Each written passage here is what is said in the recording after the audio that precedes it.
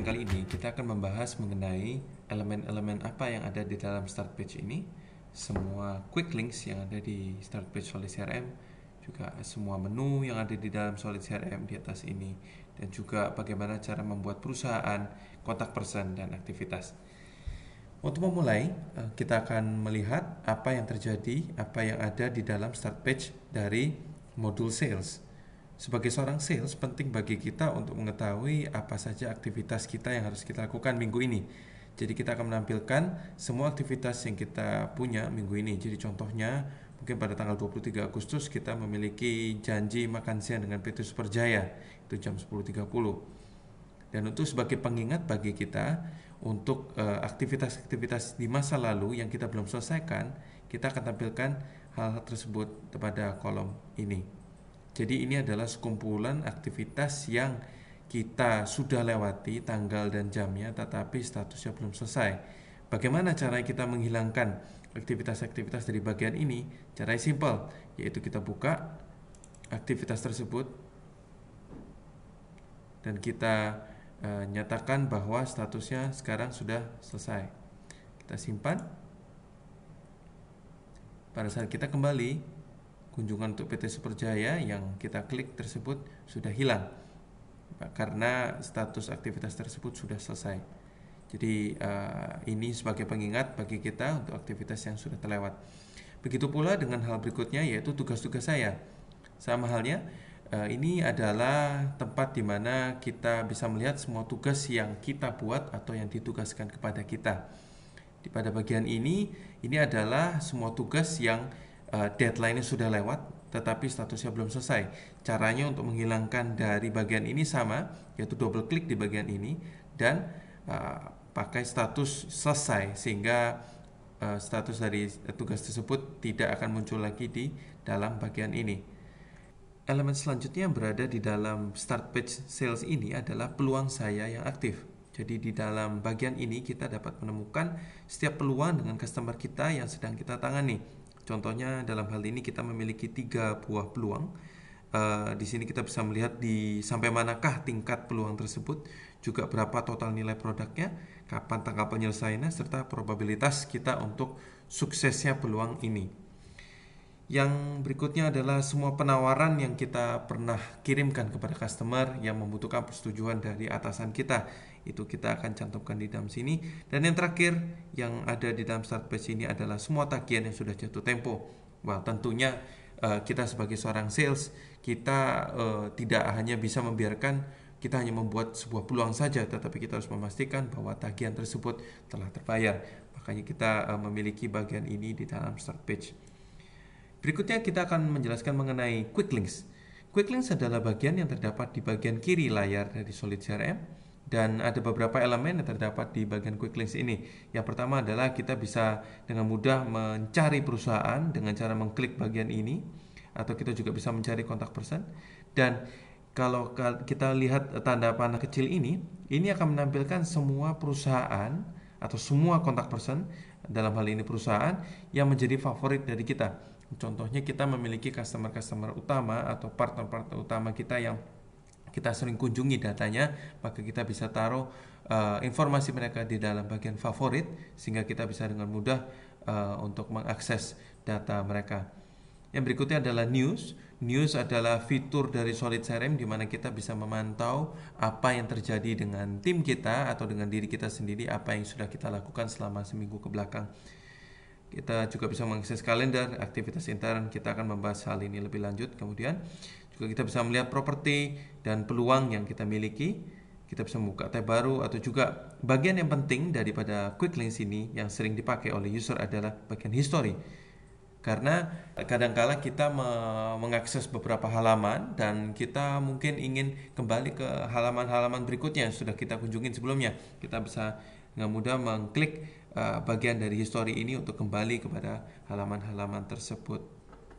Oke, untuk demikian kita sudah membahas semua bagian dari start page dan juga quick links. Sekarang kita akan membahas mengenai apa yang ada di dalam menu CRM di dalam atas ini. Yang pertama kita akan bahas mengenai button-button yang ada ini. Keempat button ini adalah yang pertama tombol home, Jadi untuk kembali kepada start page ini, kita bisa selalu mengklik tombol ini, start page. Yang kedua adalah untuk mengatur hal-hal yang kita tambahkan sebagai favorit. Yang ketiga adalah untuk refresh. Yang keempat untuk logout. Jadi jika Anda sudah selesai menggunakan sistem Solid CRM, Anda dapat logout dengan mengklik button ini. Yang berikutnya kita akan membahas button-button selanjutnya, yaitu yang pertama untuk baru. Apa yang kita dapat lakukan dengan tombol baru ini? Kita bisa membuat perusahaan baru, kotak pesan baru, aktivitas, peluang penawaran properti query yang baru. Kita bisa ada beberapa cara untuk membuat hal-hal tersebut, hal-hal yang baru ini, tetapi ini adalah salah satu cara yang paling simpel untuk kita dapat membuat hal-hal tersebut. Nanti kita akan coba. Dan yang kedua adalah untuk menu perusahaan, kita bisa menggunakannya untuk mencari sebuah perusahaan atau mencari seorang kontak person. Juga kita bisa mencari perusahaan berdasarkan perusahaan atau kontak person tentunya berdasarkan nomor telepon atau email address mereka melalui menu ini. Yang berikutnya adalah menu kolaborasi. Menu kolaborasi berfungsi utama untuk melihat jadwal dari aktivitas yang kita miliki. Yang pertama adalah aktivitas di mana kita bisa mencari aktivitas yang mungkin kita pernah membuat sebuah aktivitas dengan sebuah perusahaan dan kita ingin melihat aktivitas-aktivitas tersebut, kita bisa melakukannya dengan menu ini. Yang kedua adalah menu kalender, di mana kita akan coba kita melihat menu kalender kita, apa yang kita lakukan. Mungkin ini adalah tampilan dengan satu bulan. Mungkin di hari Senin ini kita banyak tugas, banyak sekali, makanya akan menjadi lebih lebar tampilannya. Tapi kita bisa memilih tampilan ini berdasarkan per hari minggu kerja, per satu minggu, atau per satu bulan. Contohnya kita akan melihat per hari. Kita melihat, oh mungkin hari ini kita ada janjian dengan PT Superjaya jam 10.30, kita bisa dengan mudah mengklik tombol ini dan kita bisa melihat ringkasan dari aktivitas tersebut. Oh mungkin kita janjian makan siang dengan PT Superjaya gitu, dengan peserta dari aktivitas ini adalah PT Superjaya itu terus sendiri. Kita juga bisa melihat tampilannya berdasarkan minggu kerja atau dengan hari minggu kalender. Itu terserah dengan apa yang menjadi yang nyaman dengan kita. Berikutnya kita bisa melihat jadwal mingguan, yang adalah melihat jadwal secara mingguan. Juga standar isi untuk aktivitas kita saat ini hanya berlaku untuk modul marketing. Jadi jika Anda menggunakan modul sales atau modul service, hal ini tidak akan berlaku untuk Anda. Dan yang berikutnya yang berguna untuk kita adalah aktivitas intern. Di sini kita bisa melihat ringkasan dari anggota-anggota tim kita atau kita sendiri, atau mungkin hal-hal lain yang kita gunakan dalam perusahaan untuk mengatur jadwal. Contohnya kita memiliki tim dengan 5 orang, kita ingin membuat internal meeting, misalnya meeting mingguan untuk membicarakan target sales bulan ini.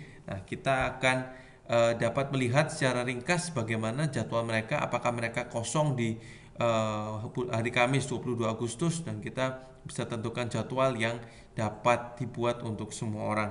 Dan hal ini, aktivitas intern juga dapat digunakan untuk membuat jadwal dari mungkin ruangan meeting atau mungkin kendaraan kantor. Jadi kita bisa melihat siapa yang memakai ruangan meeting atau kendaraan kantor tersebut pada hari dan jam tertentu.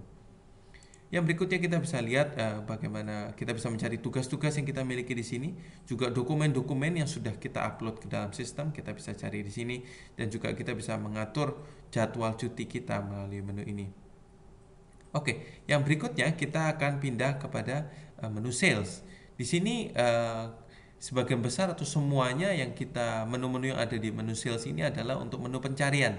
Jadi untuk mencari peluang, mencari penawaran, mencari pemesanan, tagihan, melihat katalog produk kita, juga mencari properti dan sub-properti. Kita akan lihat ini lebih lanjut di video lainnya. Yang berikutnya adalah menu laporan, di mana ada dua pilihan, yaitu query dan analisa. Query dalam hal ini adalah laporan yang berbentuk tabel. Kita sudah siapkan beberapa menu default yang kita sediakan dari Solid CRM, contohnya untuk melihat aktivitas per minggu, aktivitas per bulan, atau mungkin penawaran per bulan, pemesanan per bulan, dan hasilnya dalam query ini adalah berbentuk table.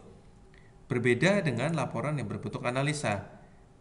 Tampilannya mirip, ya kita memiliki bisa analisa perusahaan, analisa penjualan produk, analisa penawaran dan sebagainya.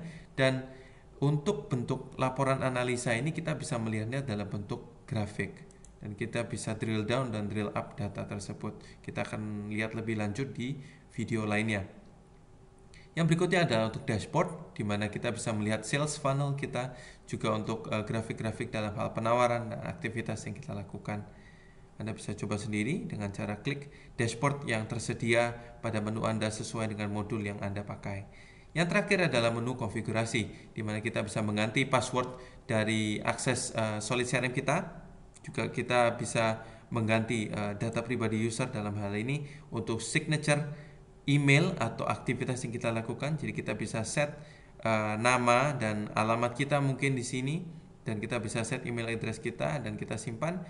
Dan ini akan berguna pada saat kita membuat sebuah aktivitas di mana aktivitas tersebut akan secara otomatis memiliki signature kita. Contohnya kita solid demo jalan panjang 67. Kita simpan.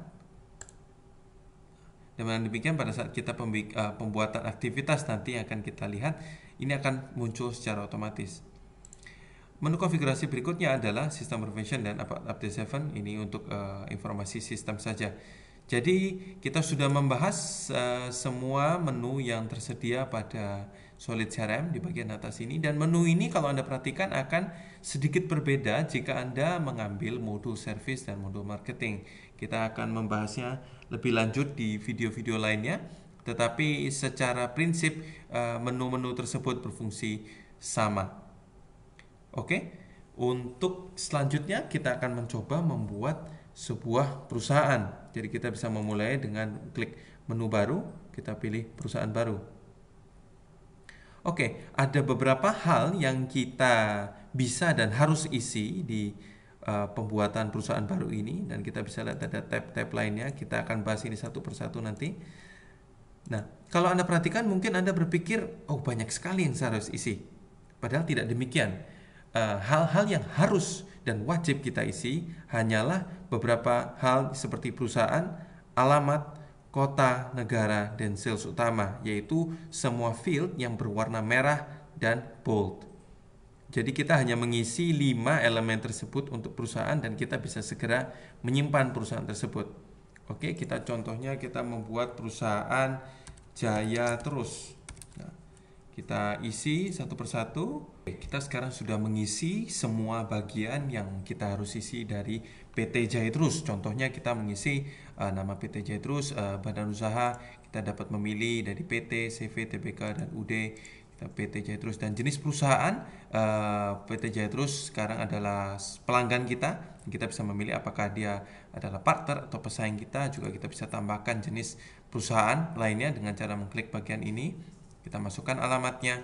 Juga sales utama secara default akan memasukkan nama user yang login dalam sistem saat ini, yaitu Solid Demo Sales Rep. Untuk area, kita bisa definisikan sendiri area tersebut dengan cara mengklik tombol biru ini untuk menambahkan nama area jika perusahaan kita memiliki pembagian berdasarkan area. Kita masukkan kode pos, kota, provinsi, dan negara. Untuk tab berikutnya, kita bisa melihat tab keterangan. Ada sektor usaha, dalam hal ini PT Jaya Terus bergerak pada bidang jasa hiburan dan rekreasi. Ada klasifikasi dan NPWP. NPWP berguna untuk pada saat kita membuatan invoice yang biasanya membutuhkan data tersebut. Untuk klasifikasi, fungsi dari klasifikasi adalah untuk kita dapat membedakan jenis-jenis customer yang kita miliki. Contohnya dalam hal ini kita dapat membedakan customer-customer kita berdasarkan baik tidaknya hubungan kita. Contohnya klasifikasi A itu mendefinisikan perusahaan-perusahaan yang mungkin tidak banyak permintaan yang khusus. Mungkin mereka sangat sering melakukan order dengan kita, tetapi tidak pernah rewel, tidak pernah ada komplain, tidak pernah ada pembayaran terlambat. Pokoknya customer yang paling enak deh. Itu mungkin kita bisa klasifikasikan sebagai perusahaan A. Di satu sisi, mungkin kita bisa klasifikasikan perusahaan D sebagai ekstrim di sisi lainnya, yaitu perusahaan-perusahaan yang mungkin selalu membayar dengan terlambat atau mungkin banyak komplain tetapi nilai ordernya dikit, kita mungkin bisa masukkan itu sebagai kategori D. Atau mungkin saja kita bisa klasifikasikan, kita bisa kelompokkan perusahaan-perusahaan ini berdasarkan ukuran dari perusahaan tersebut. Jadi kita bisa membedakan perusahaan-perusahaan ini berdasarkan kriteria yang kita definisikan sendiri masing-masing perusahaan. Tetapi kuncinya dalam penggunaan klasifikasi ini adalah kita sebagai sebuah perusahaan, sebuah tim, kita harus setuju dengan arti dari klasifikasi ini. Jika kita tidak menyetujui sebuah definisi yang sama, maka akan sulit bagi kita untuk mengetahui, oh, A berdasarkan definisi dari sales ini artinya apa? Berdasarkan dari sales ini artinya apa? Mungkin berdasarkan dari manajernya artinya bisa berbeda juga. Itu akan sangat sulit untuk kita membedakan perusahaan-perusahaan jika kita memiliki definisi masing-masing. Jadi sangatlah penting untuk kita bisa menyetujui arti dari klasifikasi ini. Berikutnya ada kontak, tab kontak, yaitu untuk telepon, fax, email, dan website. Nah, mengapa saya menuliskan dengan plus 62? Ini sebenarnya kita bisa menuliskannya dengan format apapun. Tetapi akan mempermudah jika kita memiliki versi mobile, akan memudahkan kita untuk melakukan telepon langsung. Karena kalau misalnya kita memiliki customer di luar kota dan kita hanya memasukin angka lokalnya saja, maka akan menemui kesulitan pada saat kita menelpon. Jadi ada baiknya jika kita memberikan kode negara dan kode kota pada nomor telepon dan nomor fax untuk mempermudah kita di kemudian hari. Tab berikutnya adalah kontak lain. Ini adalah tab yang akan kita gunakan jika kita memiliki nomor telepon lebih dari 2 tadi, atau kita memiliki email address yang lebih juga. Jadi ini hanya kita pergunakan jikalau ini relevan dengan kebutuhan kita. Juga ada tab tambahan. Tab tambahan ini fungsinya untuk memberikan field-field bebas yang dapat kita gunakan sesuai dengan kultur dari perusahaan kita masing-masing. Contohnya, perusahaan kita mementingkan tanggal pendirian dari perusahaan customer kita. Jadi kita bisa memasukkan tanggal tersebut di dalam kolom tanggal 1 ini, field tanggal 1 ini contohnya didirikan pada 14 Agustus 2013. Nah, kenapa kok kita menjadikan hal ini sebagai hal yang bebas? Karena tidak semua perusahaan menganggap bahwa tanggal pendirian customer itu penting. Jadi ini sesuai dengan culture dari perusahaan kalian masing-masing. Jadi apa yang menurut kita penting, kita bisa kelompokkan di dalam tab tambahan ini. Contohnya kita memiliki katalog-katalog lain yang kita ingin pergunakan untuk masing-masing perusahaan. Contohnya misalnya mereka adalah distributor atau retail, kita bisa bedakan itu di katalog 1 atau katalog 2. Atau mungkin ada angka-angka tertentu yang kita ingin input atau teks-teks tertentu. Ini sesuai dengan kebutuhan kita masing-masing. Nah, jika sudah, kita klik simpan. Ada beberapa field tambahan yang dapat kita lakukan pada saat kita telah menyimpannya, yaitu pada field tab keterangan kita bisa menambahkan logo. Logo dari PT Jaya Terus, kita browse, kita pilih file yang benar, kita klik, kita save. Dengan demikian akan tampil sebagai elemen dari PT Jaya Terus. Selanjutnya yang elemen tambahan yang akan muncul pada saat kita menyimpan informasi perusahaan adalah status relasi. Apakah status relasi itu? Ada 4 bagian. Yang pertama adalah cold, kedua lead, ketiga prospek, keempat adalah pelanggan. Secara default pada saat kita membuat sebuah perusahaan yang baru, perusahaan tersebut akan dikategorikan sebagai lead, yaitu yang artinya adalah calon pelanggan yang dapat kita hubungi. Nah, pada saat kita berusaha mengkontak perusahaan PT Jaya Terus dan kita memiliki sebuah peluang penjualan dengan PT Jaya Terus, secara otomatis berubah menjadi prospek karena kita memiliki prospek penjualan dengan mereka. Dan pada saat prospek tersebut berjalan dengan lancar dan kita memiliki sebuah order atau pemesanan dari mereka, maka akan secara otomatis PT Jaya Terus akan berubah menjadi sebuah pelanggan.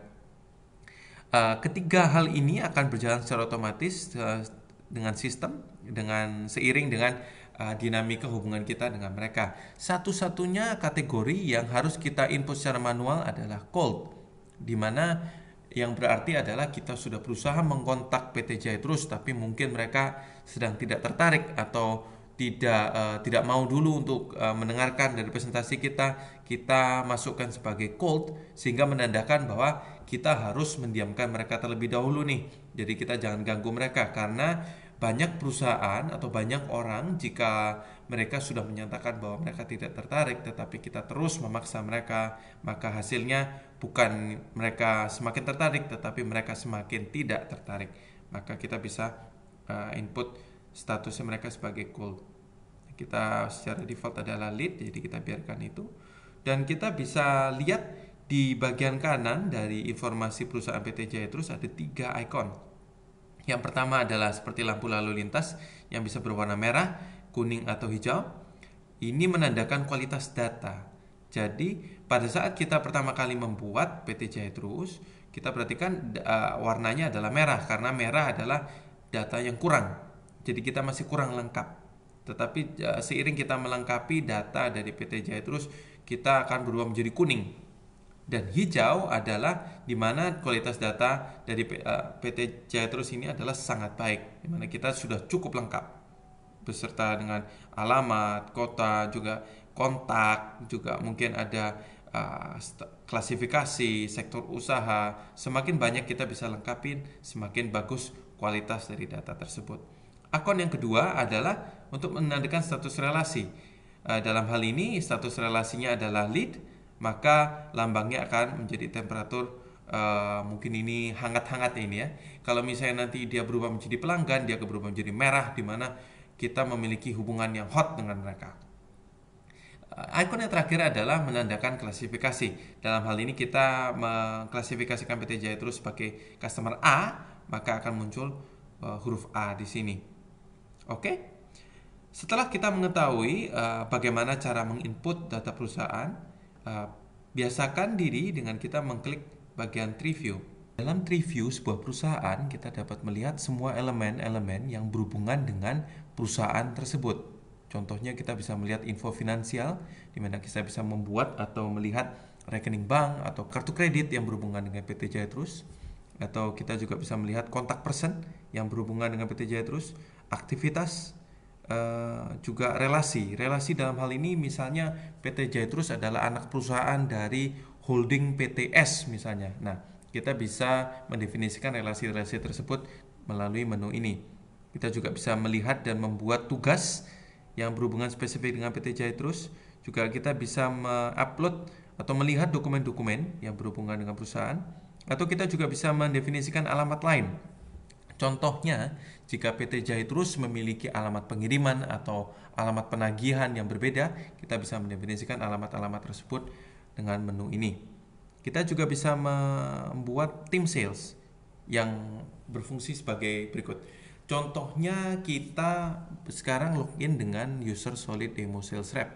Jadi hanya Solid Demo Sales Rep yang dapat melihat data PT Jaya Terus secara penuh. Selain melihat, kita juga bisa mengganti dan menginput data-data tersebut. Dan tidak ada sales lain yang bisa menginput selain Solid Demo Sales Rep kecuali atasannya. Nah, kita tapi ada mungkin momen-momen tertentu atau kondisi-kondisi tertentu di mana kita harus memberikan akses kepada sales lain. Contohnya misalnya dalam hal ini Tono. Tono adalah sales baru yang baru saja masuk dalam perusahaan, dan dia akan menggantikan kita untuk menangani PT Jaya Terus. Nah, tapi mungkin untuk awalnya kita butuh memantau dari aktivitas si Tono ini. Jadi kita memberikan tim sales, kita memberikan akses sementara kepada Tono, atau mungkin kita bisa definisikan sebagai akses permanen juga, sehingga dia juga bisa selain melihat, dia bisa menginput data-data pada PT Jaya Terus ini. Kita juga bisa melihat atau membuat peluang yang berhubungan dengan PT Jaya Terus. Kita juga bisa melihat pihak peserta peluang, peserta properti, penawaran, pemesanan, ataupun tagihan, yang semua berhubungan spesifik dengan PT Jaya Terus. Oke, pada video kali ini kita akan juga membahas dan mencoba bagaimana cara membuat kontak person. Kita klik menu kontak person dan kita klik menu baru. Jadi kalau kita membuat sesuatu baru, selalu cari tombol biru kotak ini, kita klik baru. Dan sekali lagi kita juga bisa membuat kontak person ini dengan cara menu baru, kontak person baru. Kita juga bisa melakukannya dengan menu tersebut. Oke. Nah, kalau kita perhatikan, kita juga memiliki tampilan yang cukup mirip dengan perusahaan, yaitu ada beberapa tab di bawahnya. Tetapi yang mandatory, yang wajib untuk diisi di dalam kotak person hanyalah dua field, yaitu gender, bapak atau ibu, dengan nama. Jadi dengan mengisi dua field ini saja, kita dapat dengan segera menyimpan data kotak person ini. Oke, contohnya kita buat Bapak Tono Sudibyo. Oke, kita sudah memiliki data yang lengkap mengenai Bapak Tono Sudibyo. Beliau adalah seorang manajer di Departemen Marketing, dan kita juga bisa menambahkan nama departemen atau nama-nama jabatan melalui mengklik tombol biru ini. Kita bisa melihat data kontak dari Pak Tono, yaitu mungkin nomor handphonenya, nomor sekian, mungkin email, mungkin kita punya Facebook atau Twitter dari beliau, atau mungkin kita juga punya BB PIN dari Pak Tono. Di tab keterangan kita bisa melihat apakah Pak Tono adalah kontak person utama kita, ataukah Pak Tono juga seorang pembuat keputusan dalam perusahaan PT Jaya Terus. Oke, untuk field lainnya kita bisa abaikan untuk saat ini. Untuk tab berikutnya yaitu preferensi, kita bisa mengetahui waktu kontak yang menjadi preferensi dari Pak Tono. Mungkin dalam hal ini dia lebih suka kontak pada pagi hari dan agamanya Kristen. Juga cara kontaknya kita bisa pilih, mungkin kita paling enak kontak dengan dia melalui BlackBerry, mungkin untuk ulang tahunnya tanggal 5 Agustus. Nah, sebenarnya untuk apakah kita menginput data-data seperti ini, contohnya agama atau ulang tahun? Mengapa kita perlu input? Nah, dari konsep CRM sendiri, yaitu adalah Customer Relationship Management, kita perlu mengetahui cara-cara untuk kita bisa meningkatkan hubungan kita dengan customer. Salah satu caranya adalah dengan cara mengetahui data pribadi mereka. Ini tentunya kita hanya menginput data-data ini jikalau data tersebut tersedia bagi kita. Contohnya dengan field agama. Mengapa kita perlu mengetahui agama mereka? Contohnya misalnya beliau, Pak Tono ini adalah seorang Kristen.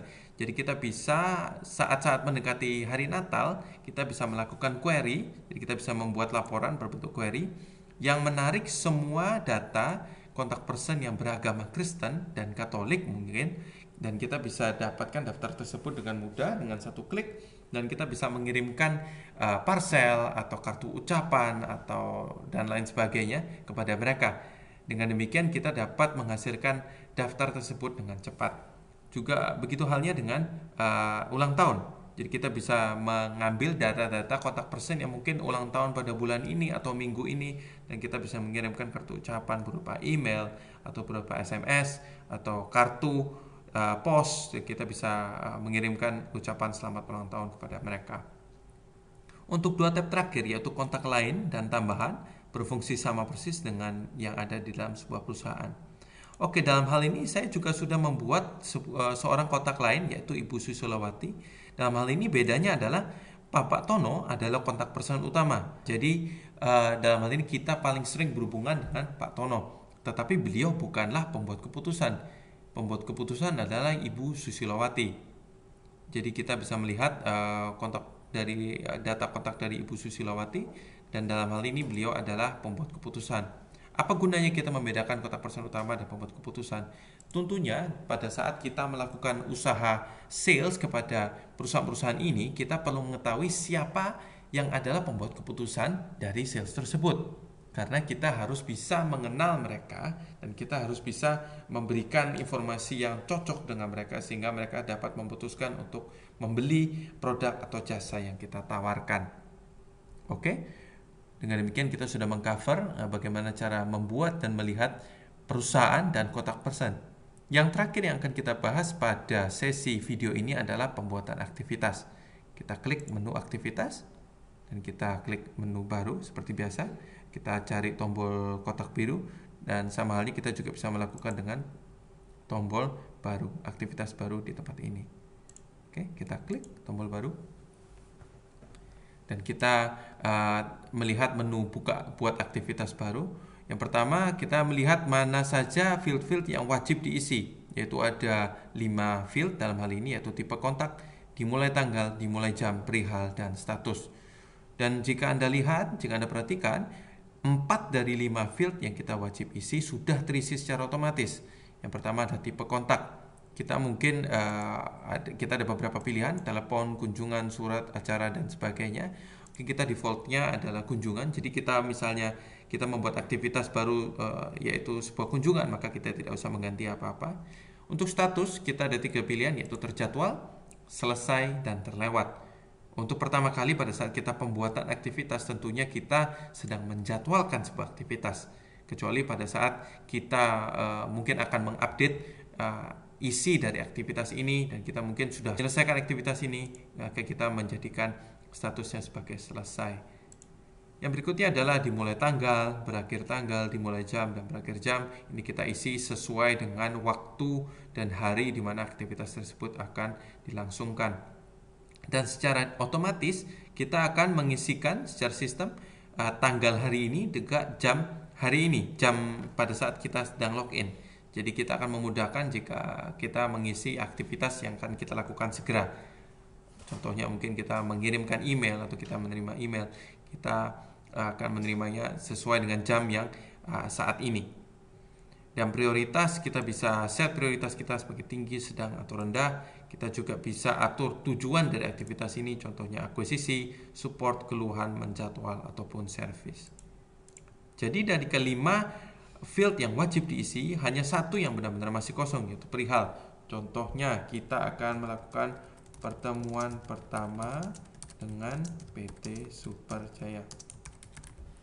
Oke, dan demikian kita bisa langsung menyimpan aktivitas ini, dan aktivitas ini sudah terbuat dan akan tercantum di dalam kalender Anda sebagai user. Oke, dan kita akan membahas lebih jauh mengenai elemen-elemen yang terdapat pada menu aktivitas ini, yaitu yang pertama, tab yang pertama adalah isi, di mana kita bisa mengisi hasil dari aktivitas yang kita lakukan. Contohnya, ini kita lakukan pada saat kita sudah menyelesaikan aktivitas ini. Kita mungkin menyelesaikan perkenalan pertama kali dengan Bapak Tono dan Ibu Susilowati. Pertemuan selanjutnya akan diadakan minggu depan. Oke, contohnya ini adalah meeting report kita. Oke, di tab berikutnya kita akan melihat peserta. Di sini kita mendefinisikan peserta-peserta internal kita. Jadi contohnya misalnya, yang wajib ikut dalam aktivitas ini, yaitu yang pertama adalah kita sendiri, yaitu Solid Demo Sales Rep. Mungkin kita juga bisa mengajak mungkin atasan kita dalam hal ini. Kita cukup mengetikkan nama mereka, awal nama mereka, dan kita pilih misalnya Head of Sales. Atasan kita harus ikutkan di sini. Kita masukkan namanya di sini, dan sama halnya dengan jika mereka tidak wajib atau hanya for information saja. Yang berikutnya, tab berikutnya adalah agenda kontak. Agenda kontak berfungsi sebagai apa sasaran kita yang kita ingin capai dari aktivitas ini. Contohnya, sasaran pertama kita mungkin perkenalan. Nah, bagaimana hasilnya? Tercapai, ataukah tercapai sebagian, ataukah tidak tercapai karena keputusan pelanggan, ataukah tidak tercapai karena keterbatasan waktu. Apa gunanya kita mengisi hal-hal demikian? Gunanya adalah pada saat mungkin setiap bulan atau setiap 6 bulan sekali atau setiap setahun sekali kita bisa melakukan review terhadap aktivitas-aktivitas mana yang efektif dan aktivitas-aktivitas mana yang kurang efektif. Dan kita bisa membaginya berdasarkan sasaran dan pencapaian yang telah kita input. Oke, yang berikutnya adalah tab produk. Kita juga bisa memasukkan jenis produk apa yang kita akan bahas dalam kunjungan ini. Yang berikutnya adalah kampanye marketing. Hal ini akan berlaku jika Anda menggunakan modul marketing. Dan yang terakhir adalah links. Kita bisa menghubungkan aktivitas ini dengan peluang, dengan komplain, mesin, penawaran, atau pemesanan tertentu dengan cara kita mencari peluang tersebut atau hal-hal yang kita cantumkan tersebut. Oke. Yang terakhir dari aktivitas adalah kita bisa membuat pengulangan aktivitas secara periodik, apakah itu setiap hari, setiap minggu, setiap tanggal berapa, kita bisa lakukan melalui menu ini. Dan yang kedua, kita juga bisa melakukan tindak lanjut aktivitas, yaitu tindakan follow up. Contohnya dalam hal ini kita sudah menyelesaikan aktivitas ini, kita simpan. Dan dalam meeting report kita menyatakan bahwa pertemuan selanjutnya akan diadakan minggu depan. Oke, jadi kita akan membuat sebuah aktivitas berikutnya yang kita akan jadwalkan minggu depan. Kita klik tindak lanjut aktivitas. Secara otomatis dia akan membuka menu untuk pembuatan aktivitas yang baru. Dan kita akan lihat tanggal. Oke, sekarang tanggal 23, berarti tanggal 30. Mungkin berupa telepon. Oke, follow up. Kita tambahkan keterangan di sini. Atau kita juga bisa hapus semua judulnya yang kita buat yang baru. Kita juga bisa lakukan hal demikian. Kita simpan. Dan aktivitas follow up kita sudah jadi. Oke. Nah, untuk kita mengakhiri video ini, saya akan tunjukkan beberapa fitur, beberapa tips yang cukup menarik yang dapat kita lakukan untuk membantu pekerjaan kita. Yang pertama, kita kembali kepada informasi PT Jaya Terus. Ada yang namanya fact sheet perusahaan. Jika kita klik tombol ini, fact sheet perusahaan, kita akan melihat sebuah formulir di mana semua informasi mengenai perusahaan tersebut sudah tercantum. Contoh dalam hal ini informasi alamat, informasi kontak person siapa yang kita kenal, aktivitas apa yang sudah kita lakukan dengan mereka. Nah, jika nanti kita sudah melengkapi peluang, penawaran, pemesanan, tagihan, semua hal tersebut akan muncul di sini. Apakah fungsinya? Jika kita membuat sebuah meeting dengan mereka, kita bisa memprint, mencetak halaman ini yaitu fact sheet, dan kita bisa menggunakannya sebagai meeting point yang akan kita bicarakan pada meeting tersebut. Contohnya mungkin ada tagihan-tagihan yang belum dibayarkan, atau mungkin ada peluang-peluang yang kita sedang tangani dengan PT Jaya Terus. Jadi kita bisa menjadikan fact sheet ini sebagai tuntunan kita untuk bahan meeting. Yang terakhir, kita juga bisa kita pergi ke bagian kontak person. Contohnya kita ke Pak Tono, kita double klik, dan kita bisa mendownload data kontak Pak Tono ini sebagai VCF. Kita bisa melakukannya pada modul yang mobile ataupun dalam modul yang web, yaitu PC. Kita bisa klik tombol ini, kita klik open. Jika Anda menggunakan Outlook, ini akan tampil secara rapi, nama company-nya, juga title beliau, juga alamat email, nomor telepon, juga alamat dari perusahaan tersebut. Apa yang kita lakukan hanya save and close. Dengan demikian data dari Pak Tono sudah tersimpan secara otomatis pada Outlook kita. Oke. Dengan demikian berakhir sudah video tutorial kita yang pertama ini. Sampai jumpa pada tutorial berikutnya.